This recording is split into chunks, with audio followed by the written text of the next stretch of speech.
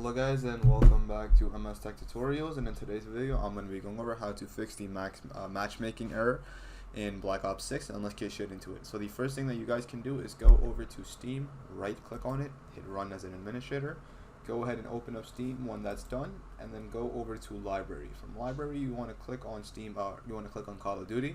You want to right click on it, you want to hit properties, and then you want to go over to installed files. Now from here you can go over to verify integrity of game files, and once that is done, go ahead and start the game and then check to see if that fixes the issue.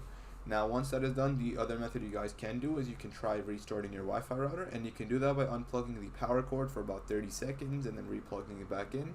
And then I recommend once you do that, restart your PC as well, and then check to see if that fixes the issue. You can always try to update your drivers as well, and once you do all of these methods and steps, you should be good to go.